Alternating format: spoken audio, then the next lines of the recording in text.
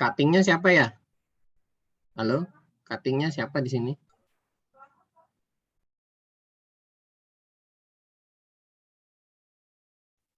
Renaldi Pak kalau kelas A. Renaldi. Ya semua kelas. Yang lain? Rizky Masliah Pak kelas C. Rizky siapa? Muhammad Rizky Masliah.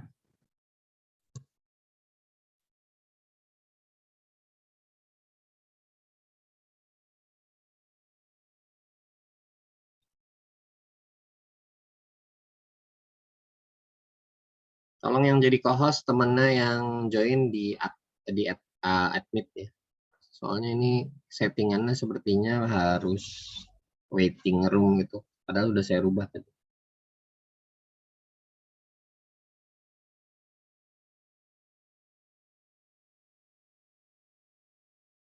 Ada lagi cutting tadi siapa ya?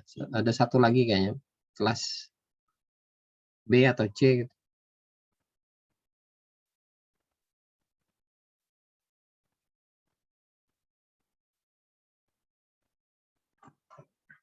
Renaldi.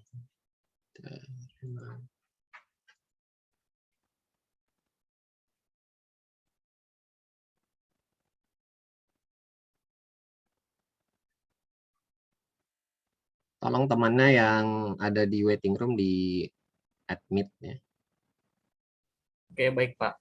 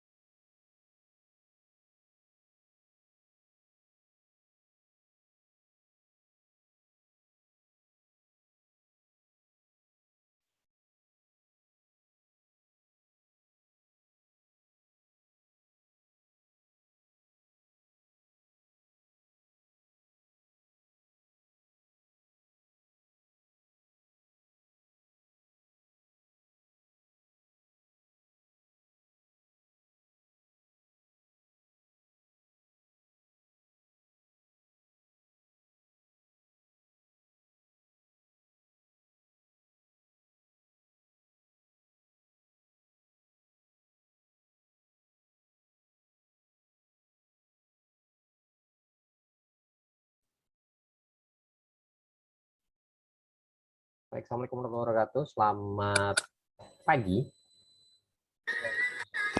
Pagi. Pagi Pak. Pagi Pak. Pagi Pak. Pagi Pak.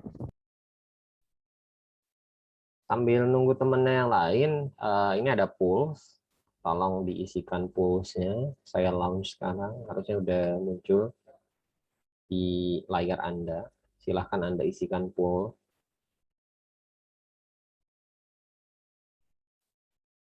Biar saya yang admit.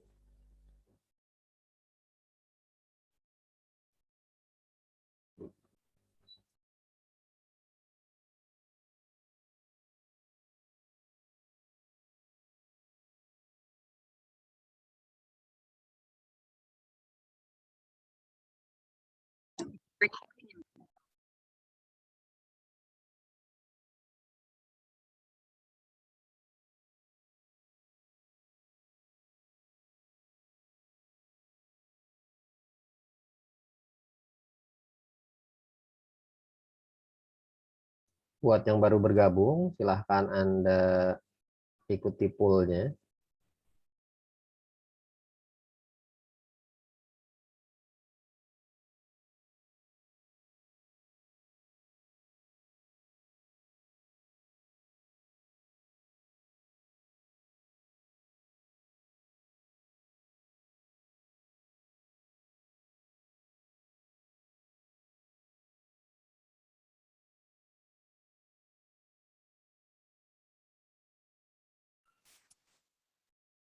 Sekali lagi buat baru yang join, silahkan Anda ikuti pool-nya.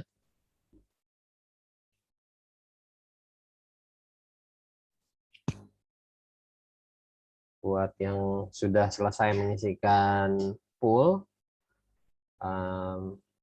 Anda bisa ke mana browser saya tadi? Anda bisa ke course konten kita di elearning.unmul.ac.id. Linknya saya submit di chat dan juga di Telegram. LMS yang akan kita gunakan itu, Anda bisa enroll. Saya cek dulu ya, harusnya sih enrollment-nya udah bisa dengan bukan auto, self enrollment.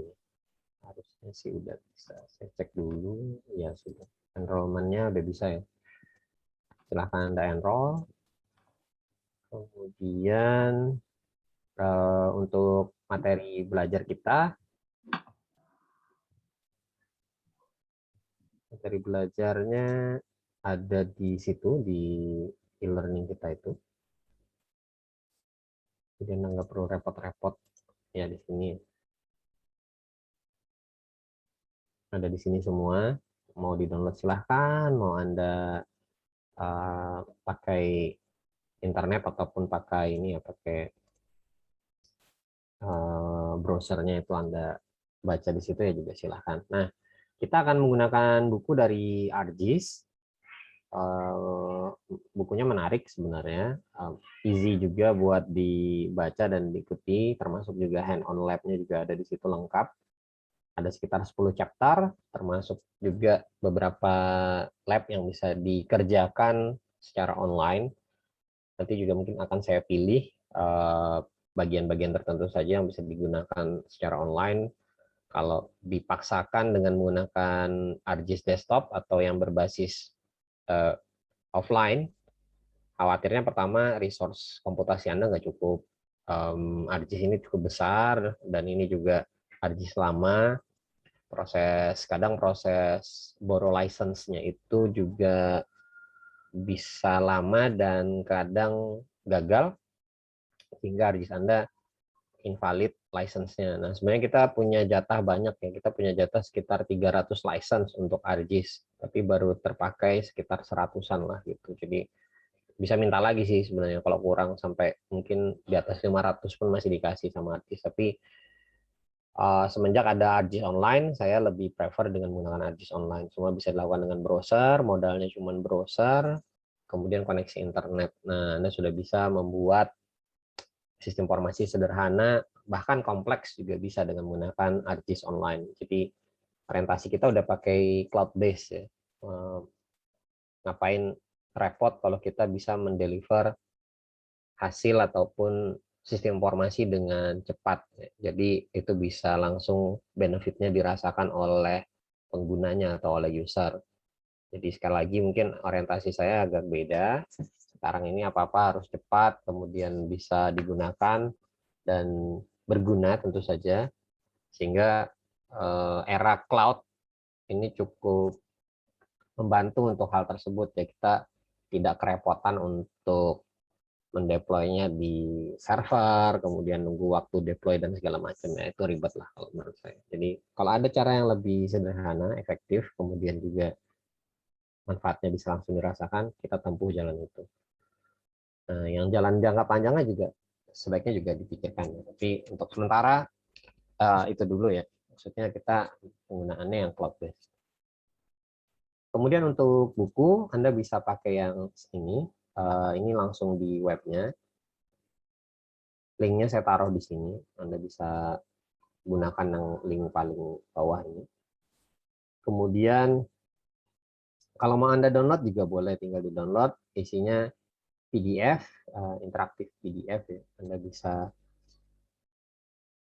memfollow linknya. Kemarin saya juga sudah sempat memperlihatkan waktu awal temu kita bahwa linknya bisa di follow, kemudian kita bisa melakukan hand on dari link-link yang ada, atau kita bisa melihat langsung seperti apa implementasi ataupun sistem yang disampaikan di dalam buku tersebut ya. Jadi implementatif gitu, nggak cuman teori saja gitu. Jadi Anda selain dapat teori juga Anda bisa langsung mempraktekkan.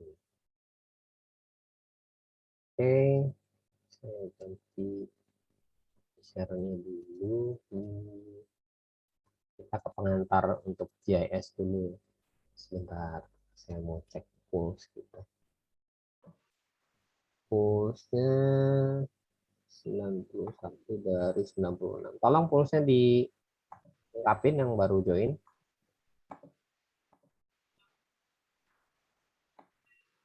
Sementara ini hasilnya banyak yang belum pernah pakai aplikasi GIS. Oke. Ini kan bisa di-share ya. Sebentar, ini kan share-nya. Harus di-end dulu kayaknya.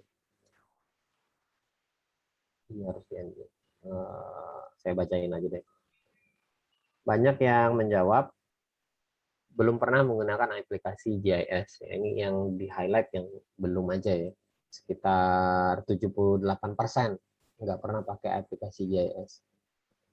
Tapi yang anehnya, sekitar 96% dan mungkin di atas 75% yang pernah pakai Gojek, Grab, Shopee. Sebagian kecil, setengahnya itu pakai Tokopedia. Nanti akan saya sampaikan apa hubungannya pertanyaan yang pertama dengan yang kedua. Kemudian yang ketiga, apakah pernah membuat peta sendiri? Nah, ternyata ada 6 orang yang pernah menjawab atau sekitar 6%. Yang 2%, sorry. Ya, yang 2% lagi menyatakan belum, nggak tahu. Baik, kalau ada yang menjawab belum pernah menggunakan aplikasi GIS, padahal di situ Google Map penggunanya cukup banyak ya, paling banyak bahkan kalau dari hasil polling kita itu sekitar 96%. Ya ini aneh sebenarnya. Anehnya gimana? Anehnya coba saya share aja. Kalau screen kelihatan nggak? Pulse-nya kelihatan nggak kalau sekarang? Hasil poll-nya? Belum, Pak. Belum, Pak.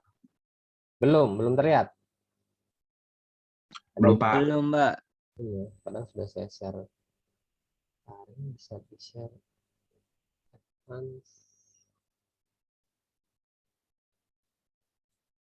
Nggak bisa. Saya stop poll. Dan saya mau jawaban dari semuanya. Enggak, saya end aja ya. Ini pollnya saya end. Sudah lumayan banyak, 96 orang yang sudah mengirimkan poll. Saya end. Share. Sudah terlihat sharing poll-nya? Terlihat, Pak. Terlihat, Pak. Lihat, Pak.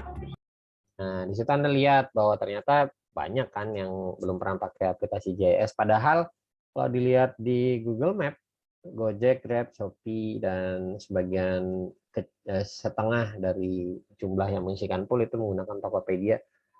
Semua aplikasi ini sebenarnya ada engine GIS-nya ya.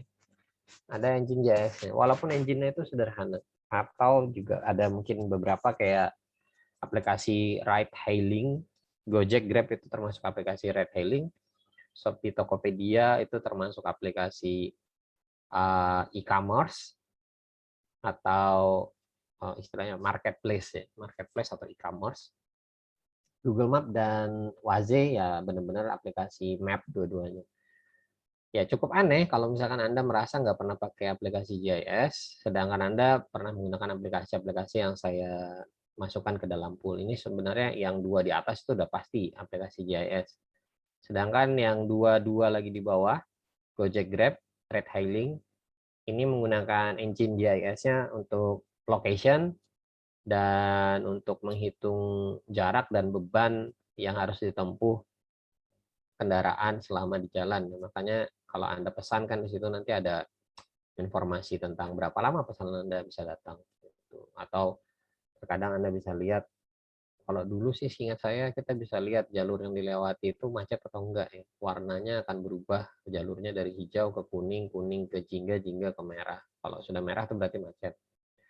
Kalau jingga ya bisa dibilang padat merayap gitu ya. Kalau kuning mungkin lancar padat gitu. Kalau yang hijau ya berarti lengang gitu, nggak ada kendaraan. Nah itu bisa kita lihat dari situ. Kemudian Shopee dan Tokopedia ini punya PIN untuk menaruh alamat kita di dalam buku alamatnya untuk pengiriman gitu. Termasuk juga mungkin sekarang yang lagi ngetren yang bajunya oren-oren apa ya, oren kayaknya, Shopee Food itu mirip kayak antaran makanan di GoFood dan GrabFood.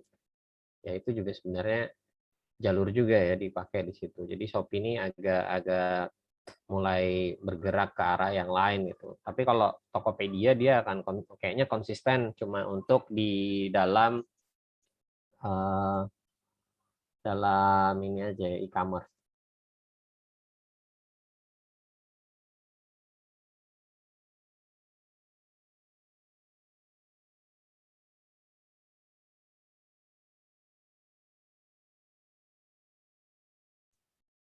Oke, jadi biasanya aplikasi-aplikasi e-commerce itu banyak menggunakan untuk melakukan pinpoint posisi untuk pengantaran barang.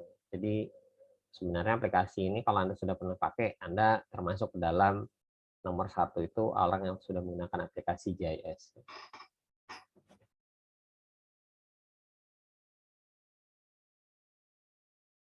Nah, mungkin juga ada beberapa yang pernah pakai Google Map Engine untuk membuat peta, ya itu juga bisa. Atau kalau misalkan Anda bikin undangan gitu ya, undangan entah ada acara apa di rumah, atau mungkin kakaknya nikah, atau mungkin akikah adeknya, atau mungkin orang tuanya nikah lagi misalkan, ya Anda bisa pakai peta buatan Anda sendiri, bukan bukan langsung menyomot location dari Google ya, tapi Anda bikin peta sendiri nanti khusus seperti itu.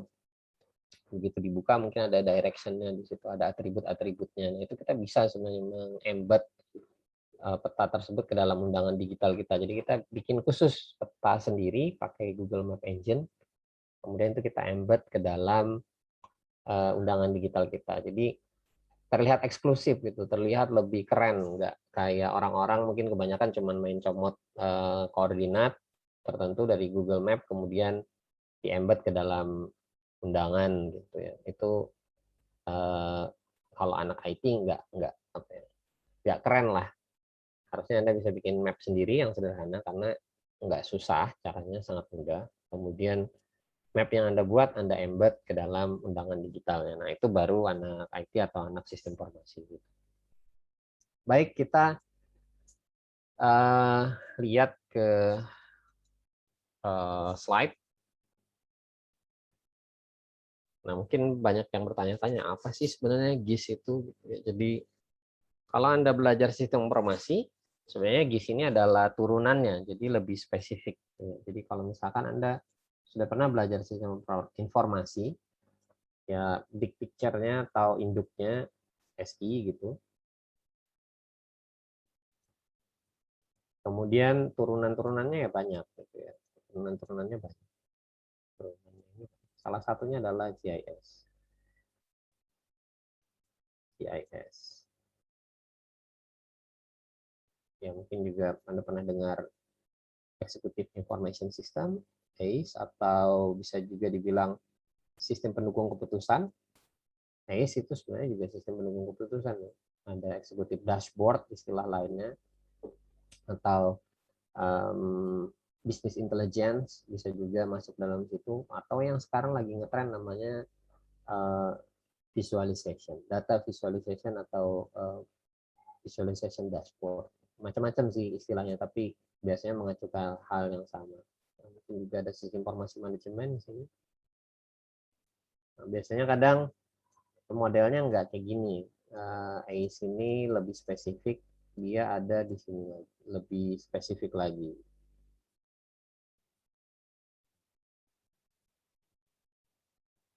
Nah, GIS juga sebenarnya bisa lebih dispesifikkan lagi. Misalkan eksekutif sistem yang berbasisnya GIS. Jadi GIS digabung sama is. Jelek banget tulisannya. Ya ini pakai mouse. Ya wajar tidak terlalu oke, tapi ya fine.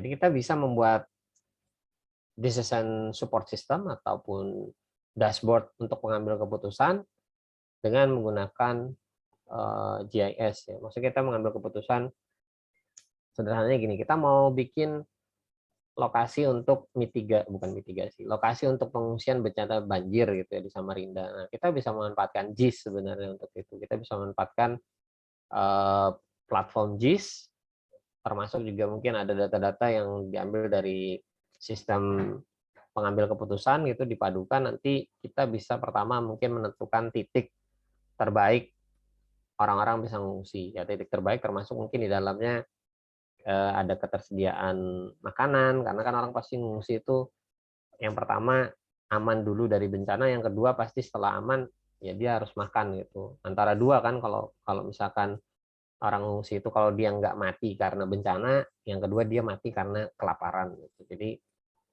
satu hal yang juga patut dipikirkan kalau mengungsi selain menyelamatkan diri ya juga nanti begitu sampai di tempat pengungsian mau makan apa gitu, atau mau bernaung di mana, di bawah apa, atau masih mau di bawah bintang-bintang bernaungnya, atau mungkin bernaung di bawah mes gitu ya, masjid gitu. Nah, ini bisa jadi dalam decision dashboard atau decision support system atau executive information system yang berbasiskan GIS. Dan memang biasanya ada khusus ya kalau di dalam bahasan Badan Informasi Geospasial BIG itu dia punya khusus training untuk DSS basisnya JIS. Nah, ini juga sebenarnya bisa dipadukan satu lagi JIS dengan tambahan yang sekarang lagi ngetren pakai machine learning. Dengan machine learning kita bisa mengestimasi misalkan dari tutupan lahan kelapa sawit, kita bisa mengestimate berapa potensi CPO dari lahan kelapa sawit yang kita amati atau yang kita jadikan sampel dalam sistem machine learning kita. Nah, itu juga bisa seperti itu. Jadi GIS ini sekarang bagian yang tidak terpisahkan lah dari kehidupan kita manusia. Yang namanya lokasi itu kan pasti kita pakai sehari-hari. Kecuali orangnya nggak pernah keluar rumah sama sekali, nah itu bisa jadi. Tapi kalau kita masih jalan, kita masih pergi ke sana kemari, maka GIS ini benar-benar digunakan. Nah, GIS itu sendiri apa sih sebenarnya? Kalau kita lihat di sini ada beberapa pengertian. Mungkin nanti Anda baca lagi di wiki, ketemu lagi yang baru. Baca lagi buku karya si A, si B, si C, ketemu lagi yang mungkin agak berbeda. Tapi sebenarnya ada persamaan di sini.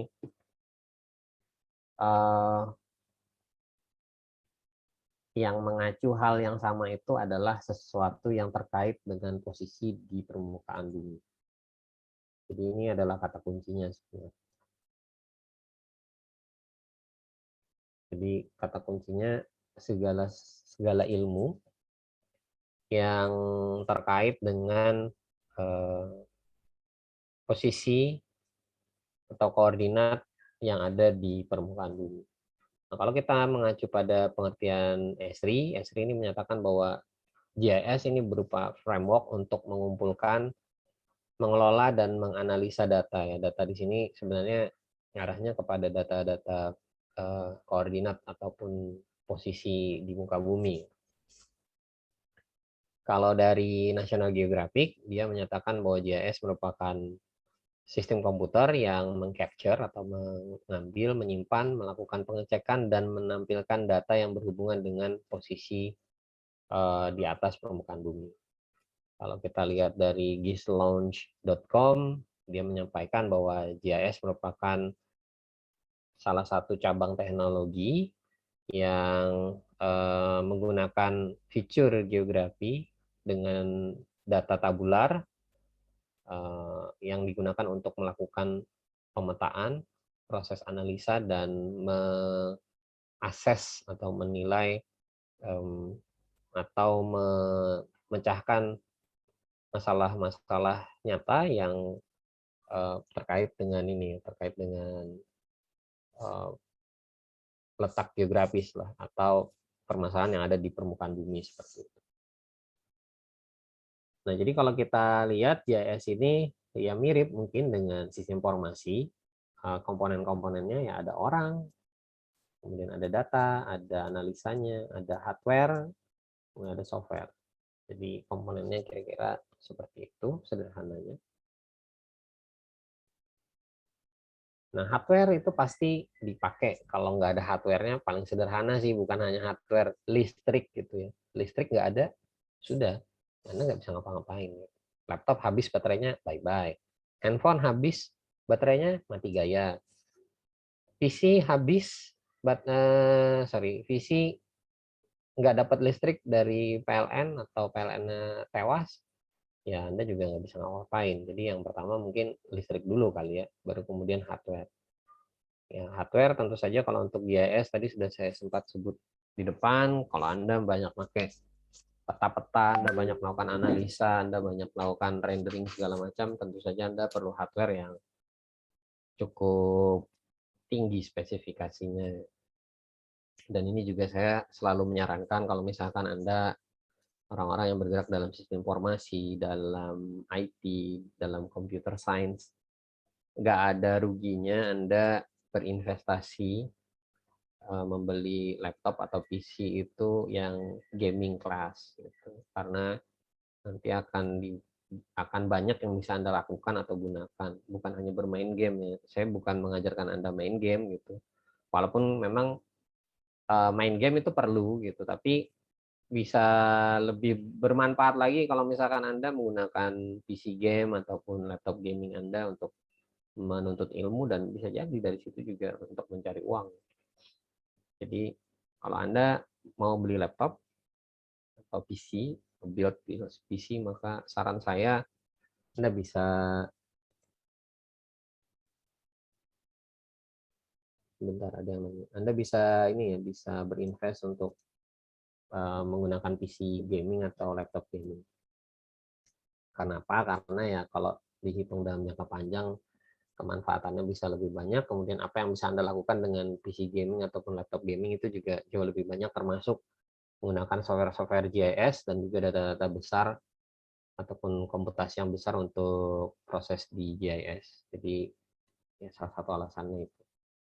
Kemudian software mungkin sekarang juga sudah banyak cloud based ya. Anda cuma cukup perlu browser, kemudian Anda bisa lakukan pembuatan peta, analisa segala macam dengan menggunakan browser. Modalnya cukup browser. Ada juga yang desktop based ada. Kayak ArcGIS ini punya desktop based. Cuman itu tadi, kalau pakai desktop based maka kembalinya ke sini. Kalau cloud paling Anda cukup punya browser, koneksi internet. Kemudian data dalam GIS biasanya secara umum ada secara garis besar ada dua gitu. Ada data biasanya sih ada data itu yang tabular dan non tabular, maksudnya data geospasial. Ada yang pakai pembagian seperti itu. Ada yang pakai data itu vektor dan non vektor.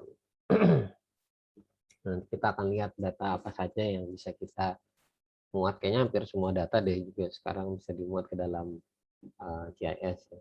Karena GIS ini bisa kita konekkan dengan database engine apapun, itu DBMS, mau pakai Oracle kah, mau pakai MySQL kah, atau mau pakai Postgre. Biasanya kalau yang open source pakainya Postgre. Kalau yang berbayar requirement-nya biasanya pakai ke Oracle.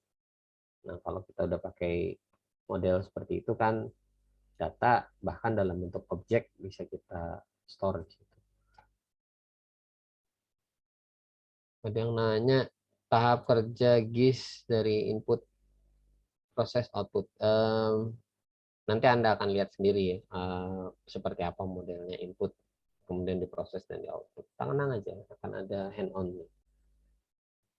Untuk sementara jawabannya itu dulu. Ini ada yang nanya, nggak usah pakai direct message ya, Ramadana, cukup pakai yang everyone, biar yang lainnya juga tahu pertanyaannya. Jadi jangan pakai direct message, termasuk di Telegram ataupun di WhatsApp. Tanya aja di grup, atau kalau misalkan kita lagi online kuliah gini, tanya aja di chat, nggak masalah gitu. Karena siapa tahu apa yang Anda tanyakan juga sebenarnya ditanyakan oleh teman Anda. Mungkin teman Anda aja yang agak gengsi buat nanya. Jadi jangan khawatir, pertanyaan Anda itu seberapapun modelnya ya itu pasti berharga gitu. Jangan merasa minder ataupun bisa jadi yang lain juga punya pertanyaan yang sama. Jadi tanyakan saja di grup publik atau di chat publik, dan Anda bisa jadi hero, jadi orang yang mencerahkan banyak orang dengan pertanyaan. Kemudian berikutnya orang atau people, ya tentu saja kalau ada hardware, software, data, nggak ada orangnya ya percuma juga. Ini harus ada orang yang mengoperasikannya. Orang ini bisa melakukan input data, bisa mengoperasikan software, kemudian bisa ngedeploy hardware, mungkin menyiapkan server segala macam, atau orang ini juga bisa melakukan analisis dari hasil data yang diinputkan. Ya, ini komponen-komponen dalam JS. Nah, buat apa JS ini? Yang pertama, kita bisa menggunakan JS ini untuk mengidentifikasi masalah. Nah, biasanya masalah ini terkait dengan data-data geografi. Ya, misalkan kita mau lihat pattern tertentu, atau kita mau lihat pola tertentu, gitu. Yang sekarang mungkin kalau kita di Samarinda, kita mau lihat pola banjir gimana sih? Pola banjirnya Samarinda kok berubah-ubah terus gitu. Kadang ada yang banjir, kadang ada yang enggak gitu. Biasanya kadang di Jalan Lambung Mangkurat kalau hujan sebentar banjir, nah sekarang kok enggak gitu. Terus mungkin yang kemarin-kemarin enggak kena banjir, hari ini kena banjir gitu. Tiap tahun kok berubah-ubah Pak gitu. Nah itu kita bisa lihat datanya dengan menggunakan GIS. Kita bisa buat peta hidrologi, atau kita bisa buat peta berdasarkan laporan orang. Jadi kita kumpulkan entah itu tweet, entah itu pesan di Facebook, maksudnya status di Facebook, ataupun yang lain-lain, kita bisa lihat yang memention banjir itu di daerah mana saja. Dari situ kita bisa tahu, oh ternyata untuk banjir kali ini paling banyak dimention di daerah Bengkuring, misalkan seperti itu. Ya berarti Bengkuring masuk dalam pola banjir yang sekarang gitu. Nah, itu kan kita bisa memodelkan seperti itu ya. Atau mau pakai apalagi ya, foto udara ataupun CCTV, kan kita bisa lihat dari CCTV-nya Pemkot simpangan mana aja yang banjir gitu. Nah, itu dari situ juga kita bisa tahu begitu hujan, oh ternyata untuk hujan misalkan nih hujan deras mau tanggal berapapun dalam setiap bulan, Simpang Lembu Suwana kalau hujannya deras dengan intensitas yang cukup tinggi 2 jam itu pasti terendam misalkan ya. Tapi kalau misalkan simpang-simpang yang lain tergantung, kalau kayak simpang Sempaja misalkan nggak hujan pun kadang bisa banjir. Karena apa? Mungkin karena sumbatan di gotnya kah, atau karena kayak di Lambung, kemudian di Ahmad Dahlan, kemudian juga mungkin sebagian Musa Salim, dan di Gajah Mada yang dekat kantor pos, dan juga kayaknya Panglima Batur termasuk, itu sebagian Agus Salim juga, itu banjir kalau awal bulan dan tengah bulan, maksudnya bulan purnama. Nah itu kan kelihatan pattern-nya, kita bisa lihat pola di situ, dan dari pola ini kita nanti dibawa kemana untuk pengambilan keputusan. Misalkan jalan-jalan yang tadi kalau misalkan bulan purnama banjir, berarti kan bisa jadi ditinggikan jalannya, pertama itu. Yang kedua, gotnya mungkin ada yang buntu, dibersihkan. Yang ketiga, kualitas untuk jalanannya harus pakai semen yang bagus, kemudian atasnya aspalnya juga harus bagus. Nah, itu kan sebenarnya keputusan ya, keputusan yang digunakan untuk menyelesaikan masalah.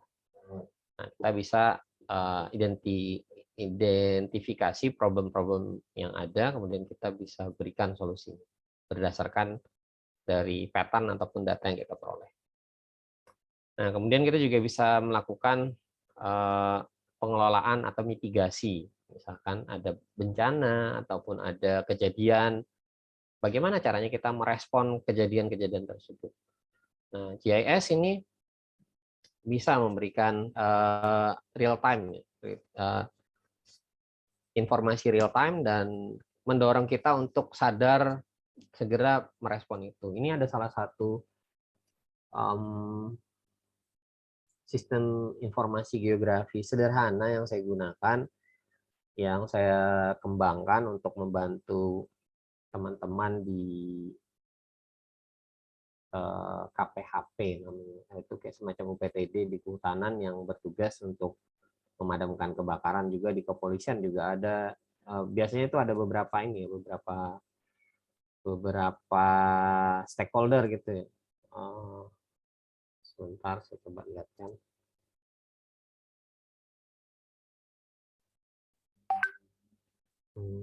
Saya lihatkan ini aja deh.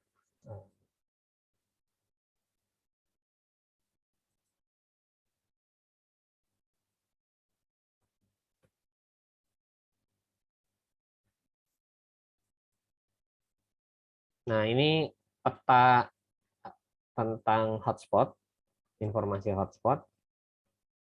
Ini near real time ya. Near real time itu maksudnya nggak real time banget, tapi masih bisa lebih cepat lah. Ini kita bisa lihat, sudah kelihatan peta yang saya tampilkan? Kelihatan, Pak. Kelihatan, Pak. Nah, titik-titik merah ini adalah hotspot. Ya, kemungkinan ada apinya ya di situ. Kalau misalkan ini ada confidence-nya sebenarnya. Confidence ini kita bisa tahu, oh ternyata itu memang ada apinya gitu. Ada yang confidence-nya tinggi, ada yang confidence-nya rendah. Itu diukurnya di situ. Tapi biasanya sih dianggap serius tetap ya, walaupun kecil gitu. Nah, ini diambil dari beberapa sensor, dari beberapa satelit. Ya. Ada sensor MODIS dan sensor FIRS. Satelitnya di bawah ada Aquaterra, SOMI, dan NOAA. Nah, ini sistem yang memberikan peringatan ada hotspot atau ada kebakaran hutan. Ini real time ya, bisa kita set untuk hari ini ada nggak kejadiannya. Dalam 24 jam terakhir, ini yang sekarang yang live. Ya, terus ini saya ambil datanya, saya masukkan ke email gitu, kita bisa kasih alert ke email, kemudian dari email saya push ke arah Telegram gitu. Jadi nanti saya capturekan aja deh. Soalnya Telegramnya ada beberapa yang takut saya rahasiakan dari Anda. Jadi saya kirim aja screenshotnya. Sebuah sistem informasi geografis yang sederhana, di mana dalamnya ada alert tentang ini, tentang kebakaran hutan, kebakaran karhutla, kebakaran hutan dan lahan. Nah, nanti responnya apa gitu, atau awareness-nya apa, kesadarannya apa. Ya, misalkan tadi contohnya kan kebakaran hutan, ada juga yang hurricane, cyclone gitu. Kalau misalkan sebentar, hurricane, cyclone ini kita bisa lihat di sebentar ya, saya coba bukakan.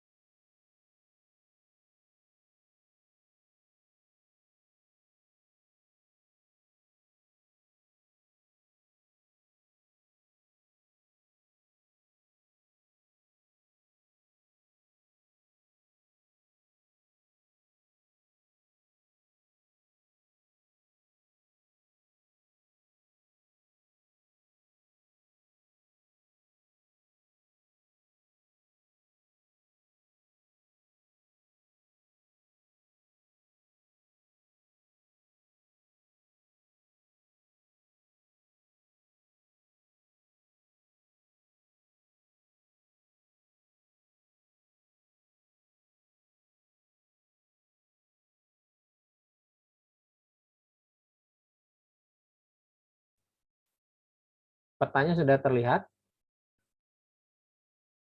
Kelihatan Pak. Lihat, Pak. Lihat Pak. Nah, ini siklon contohnya. Ini siklon, dia jalan kemana itu bisa dilihat hari keberapa gitu, sampai dia hilang. Mulai dari dia timbul sampai dia hilang. Ya, ini salah satu peta bencana Indonesia dipegang oleh BNPB.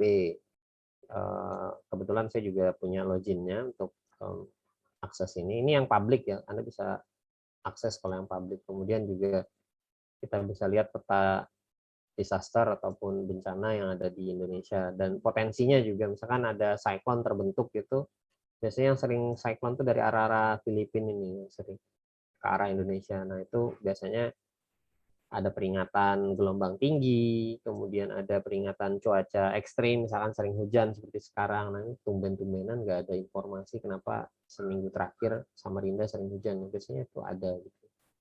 Ini mungkin belum juga diupdate sama pihak BNPB. Nah ini tadi mendorong awareness kita peduli nggak sama disaster atau sama potensi bencana tadi. Ya termasuk efeknya ke manusia apa, ke bisnis itu seperti apa. Dan tadi juga kita lihat kita bisa melakukan tracking storm, tracking hurricane atau cyclone yang timbul. Ya mungkin kita mau menghindarkan penerbangan dari cyclone tersebut, atau kita mau menghindarkan jalur pelayaran jangan lewat badai, atau mungkin badai kalau kena ke kota atau tempat tertentu kita bisa peringatkan masyarakatnya untuk siap-siap misalkan banjir, nyetok makanan, tahu tempat pengungsian dan yang lain-lain. Kalau di luar negeri respon terhadap bencana itu tinggi karena mereka tahu bahwa kalau ada bencana itu pastinya bisa membawa kerugian baik materi maupun yang paling berharga pastinya nyawa ya. Mau ditukar dengan uang bertriliun-triliun pun nggak akan bisa membeli nyawa. Kemudian kita juga bisa melakukan ini dengan GIS, kita mau memprioritaskan apa gitu. Memprioritaskan apa dari GIS, dari sistem GIS kita. Ya paling sederhana mungkin kalau Anda mengantar makanan ke beberapa tempat atau mengantar sesuatu, Anda buka Google Map, Anda bisa tahu, oh saya harus ke sini dulu, baru kemudian ke titik B, ke titik C, dan berikutnya. Karena apa ya? Karena mungkin jaraknya paling dekat, atau beban jalanannya paling sedikit, atau mungkin ada tempat yang menarik yang mau Anda lihat di tujuan. Jadi kita bisa menggunakan GIS ini untuk mengatur prioritas kita itu kita mau ngapain gitu. Targetnya itu mau apa. Jadi kita bisa melakukan identifikasi target ataupun pekerjaan yang mau kita lakukan terkait dengan posisi kita di permukaan bumi atau di koordinat tertentu. Kemudian kita juga bisa melakukan monitoring perubahan. Contoh, kan katanya kita lagi global warming. Kalau kita lagi global warming, kita mau lihat es yang ada di kutub selatan atau yang ada di kutub utara itu seperti apa. Nah ini kalau di sini dia glasier yang mau dicek. Apakah glasiernya itu bertambah atau malah tambah kurang? Katanya kalau semakin banyak glasier yang berkurang, maka air di permukaan laut akan semakin naik gitu ya. Kalau air di permukaan laut semakin naik, maka yang terjadi perubahan iklim itu akan semakin ekstrim seperti itu. Kemudian kita juga bisa melakukan forecasting. Nah ini tadi juga terkait dengan ilmu statistik dan ya kalau sekarang di komputasi itu lebih ngetren dengan machine learning dan deep learning. Atau kalau kita mau ngambil big picture-nya ada istilah AI ya, AI.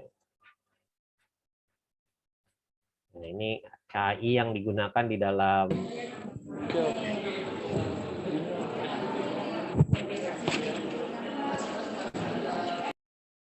tolong yang baru join jangan lupa di mute karena nanti akan mengganggu perkuliahan kita. Nah, contoh yang paling sederhana untuk forecasting itu kalau Anda pesan makanan, GrabFood, GoFood, atau Shopee Food, itu kan ada estimate-nya ya, ada forecasting-nya atau ada estimate-nya kapan makanan Anda datang. Ya, itu pasti dia akan melihat di sini data jalanan seperti apa, beban jalan seperti apa. Baru ini bisa dihitung, bisa di forecast kapan makanan Anda kira-kira tiba di tempat Anda. Nah, kemudian tren, kita juga bisa melihat tren. Tadi sudah saya contohkan, banjir itu tren. Ya. Kalau di Samarinda itu banjir itu tren. Nah, trennya lagi di mana sekarang yang kena banjir itu kita juga bisa gunakan GIS untuk hal tersebut. Nah, kalau di sini kita bisa melihat insight ataupun hal-hal yang menarik yang terjadi di tempat tertentu, misalkan. Kemudian kita hubungkan dengan map. Contoh, mungkin kalau di kepolisian itu ada criminal map, ada peta kriminal. Nah, di situ mungkin ada daerah-daerah tertentu yang memang isinya mungkin banyak pelaku kriminalnya gitu. Banyak sekali terjadi tindakan kriminal dan mungkin juga ada trennya di situ. Misalkan pelaku kriminal itu terjadi antara akhir bulan sampai dengan awal bulan gitu, antara tanggal 25 sampai dengan tanggal 5 misalkan. Kenapa? Karena pada saat itu biasanya orang akan banyak duit dan banyak melakukan belanja, terus di dompetnya juga banyak duit. Nah, kita kan bisa ngelihat trennya seperti itu. Kejadiannya di mana? Ya kejadiannya mungkin di daerah-daerah yang tingkat perekonomiannya tinggi, misalkan di Jalan Lambung Mangkurat itu ya. Kemudian mungkin di Jalan Ahmad Yani atau di Jalan Juanda, kan itu tempat-tempat yang tingkat perekonomiannya cukup baik, maksudnya itu perputaran duitnya di situ cukup besar ya. Ya bisa jadi kejadiannya di situ. Ini contoh saja. Kalau di dunia nyatanya mungkin tidak seperti itu. Tapi ini saya misalkan, anggaplah kejadian perampokan atau kejadian penjamretan terjadi di tempat-tempat yang tingkat perputaran uangnya itu tinggi. Nah, bagaimana cara kerja GIS? Sekali lagi, GIS ini kan berupa sains ataupun ilmu yang terkait dengan posisi geografis. Ya. Nah, di sini ada beberapa hal yang biasa digunakan GIS. Yang pertama itu peta. Jadi di dalam GIS itu mengacu ke peta, makanya tadi saya ngomong di depan yang pernah gunakan Shopee, Tokopedia, Grab, Gojek, Anda pasti akan buka peta. Peta ini merupakan bagian dalam GIS. GIS baru bisa bekerja kalau ada peta atau minimal ada koordinat ya di dalam sistem GIS, ya dalam sistem GIS ini. Kemudian data. Data ini bisa data tabular atau gambar atau mungkin objek. Sekarang kan kita bisa store objek di dalam database. Jadi maybe ada objek. Kemudian ada analisis. Paling sederhana tadi sudah saya contohkan, analisis GIS contohnya mengestimate kapan makanan Anda datang kalau Anda pesan pakai GoFood. Nah, itu kan ada analisisnya. Kemudian apps. Ya, apps-nya apa? Mau dipakai kemana aplikasi GIS ini?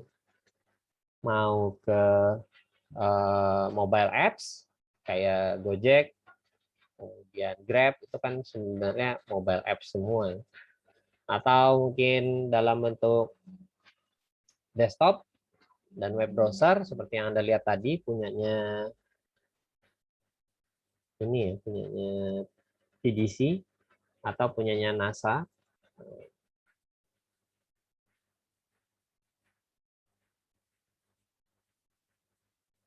Atau berbasis desktop gitu ya. Aplikasi desktop.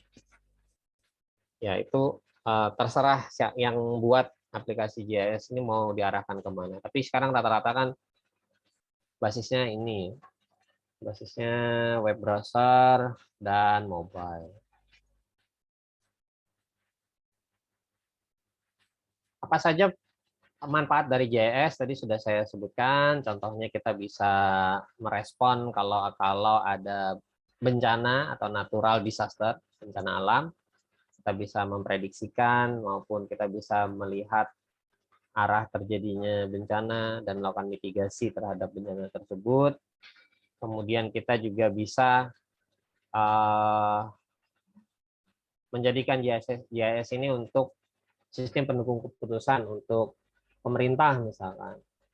Nah, ini contohnya misalkan untuk melindungi wetland. Ya, wetland ini termasuk gambut, lahan gambut. Misalkan kita nggak pingin lahan gambutnya itu hilang atau lahan mangrove itu juga termasuk. Karena mangrove, gambut itu dipakai untuk kalau mangrove itu filter laut ya sebenarnya. Kemudian gambut sendiri itu penyimpan cadangan karbon. Ya kita menghindarkan ini tadi ya polusi. Ya, ini harus diprotek, harus dilindungi agar tidak boleh ada perusakan wetland ya termasuk ya wetland ini ada gambut, ada mangrove contohnya. Misalkan di Kalimantan Timur, Kalimantan Utara, hampir seluruh Kalimantan tuh punya lahan gambut dan mangrove. Nah, ini yang harus dilestarikan, harus dilindungi agar tidak meningkat polusinya dan juga Anda bisa manfaatkan dari lahan gambut dan lahan mangrove tersebut untuk berbagai macam kegiatan ekonomi yang berbasiskan ekonomi ini ya, ekonomi ekologikal. Nah, kemudian perusahaan ini juga bisa memperoleh keuntungan dari JIS. Ya, contohnya tadi Shopee, Gojek, Grab, dan yang lain-lain bisa menggunakan JIS untuk keuntungan perusahaan. Kemudian untuk manajemen ini bisa dipakai untuk mengambil keputusan juga. Kalau manajemen pastinya dipakai untuk pengambilan keputusan, misalkan mau membuat infrastruktur yang aman dari bencana gitu. Misalkan kita mau bikin data center sebaiknya berada di daerah yang jarang gempa ya. Kalimantan Timur salah satu contoh daerah yang jarang digempa. Nah, itu kan kita bisa tahu dengan peta kebencanaan tadi ya, dengan peta kebencanaan kita bisa Kalimantan Timur ini jarang terjadinya bencana. Kita bisa taruh bangunan atau infrastruktur ditaruh di tempat yang tidak banyak terjadi bencana. Ya, infrastruktur vital, contohnya tadi data center, itu kan infrastruktur vital. Dan yang lain-lain ya, ya penyakit misalkan nge-track penyakit dari mana datangnya kan Indonesia taunya COVID-nya itu dulu awal-awal banyak dari daerah Bogor, masuknya dari daerah Bogor. Taunya dari mana ya? Karena di tracking dengan menggunakan GIS. Oke, mungkin itu yang bisa saya sampaikan untuk pertemuan awal kita. Ada yang ingin ditanyakan?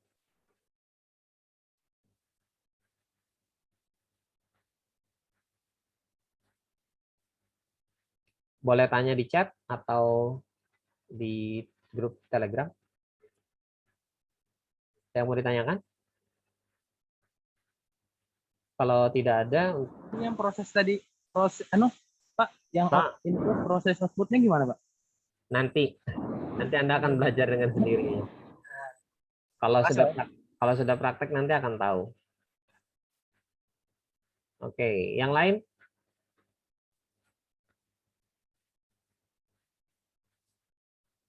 Baik, kalau tidak ada pertanyaan untuk pertemuan kita kali ini, saya anggap cukup.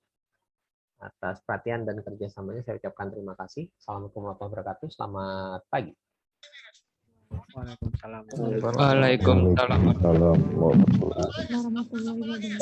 Terima kasih banyak, Pak. Waalaikumsalam warahmatullahi wabarakatuh. Terima kasih banyak Pak. Assalamualaikum. Jaga kesehatan.